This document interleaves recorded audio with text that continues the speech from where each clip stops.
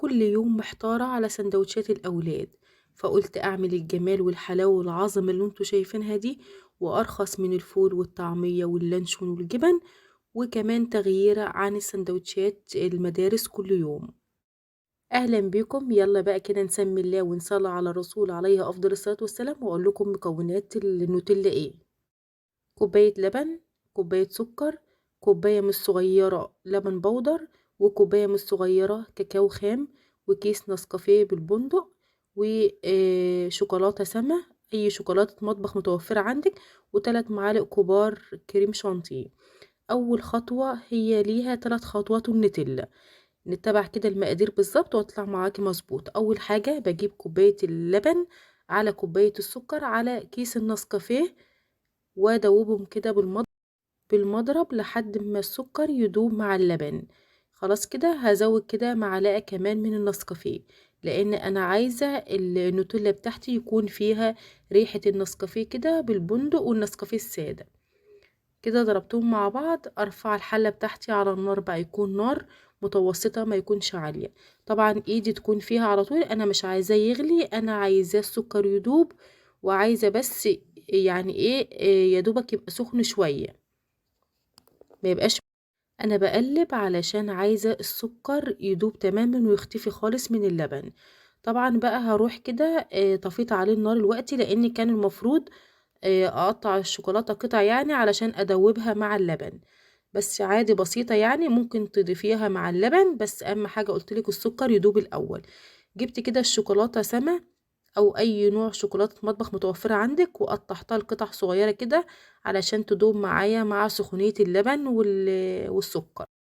ورحت للحلة بتاعتي بقى وشغلت عليها النار تاني، وقلبتهم كده تقليبة بسيطة لحد ما الشوكولاتة خلاص كده ساحت مع اللبن والسكر. طبعا انا زودت كمان مكعبين، يعني كنت عاملة 4 مكعبات، زودت كمان مكعبين، لان انا عايزة اعمل علبتين من النوتيلا للكبار اللي هما مقاسهم 750 جرام، علشان يقعدوا معايا فترة يعني شوية مش يخلصوا بسرعة.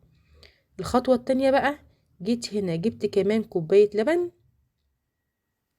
دي بقى اللي انا هضربها كده في الخلاط، وجبت كوباية اللبن البودر. طبعا الكوباية اللي انا بعاير بيها دي كوباية صغيرة، يعني عملت كوبايتين لبن بودر وكوبايتين كاكاو خام من اللي انتوا شايفينه، لان الكوبايات اللي انتوا شايفينها دي كوبايات صغيرة من بتاعة الاطفال، و3 معالق كبار، واروح ضرباهم كده ضربة بسيطة كده في الخلاط. كده خلاص. اجيب بقى الحلة بتاعتي وهي لسه كده سخنة، يعني مش سخنة قوي، واروح مفضياها على شفشق الخلاط كده على الخليط اللي انا كنت ضرباه الوقت، واروح تاني اضربهم على الخلاط. بس قبل ما اروح اضربهم بزود الكوباية الزيت دي. طبعا الزيت مش محدد، يعني حسب ما الاقي معاكي النوتيلا سايبة تروحي كمان مزودة شوية، يعني انا عملت كوباية وربع بالظبط من الزيت. شايفين المقطع ده؟ طبعا انا مرضتش احذفه، انا سبته كده علشان اوريكم الفيديو على الحقيقة. لقيتها خفيفة، شايفين خفيفة ازاي؟ رحت مرجعاها تاني في شفشق الخلاط، وزودت كده ربع كوباية زيت. كده السمك بتاعها ده ما عجبنيش، رحت كمان مزودة ربع كوباية زيت. يعني انا كنت ممكن احذفه واقول لكم، بس لا، مفيش احسن من الصراحة، وكلنا بنغلط. وعلشان النوتيلا تطلع معاكي مظبوطة، او اي حاجة تعمليها في مطبخك وتطلع ناقصة حاجة، ما تتكسفيش، حاولي انك تعيديها تاني وتشوفي ايه اللي كان ناقص او ايه اللي كان مكمولش في الوصفة يعني وكان بايظ، وتحاولي انك تصلحيه تاني. كلنا بنغلط وكل البني ادمين بيغلطوا، فنستفيد من كده من غلطنا ونحاول ان احنا نعمل الصح بإذن الله.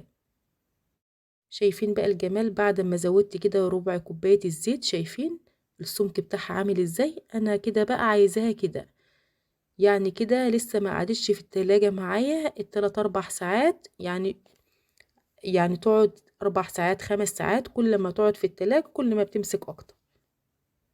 انا دايما بعملها لاولادي وبتعجبهم جدا وبتوفر عليكي كتير جدا جدا، لان بره النوتيلا المقاس الكبير دي غالية جدا، وارخص من حاجات كتير احنا بنشتريها من الفول والطعمية والشيبسي واللانشون.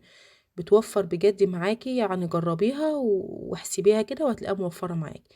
كده بالظبط. بعد ما قعدتها 3 4 ساعات في التلاجة كانت معايا بالشكل ده.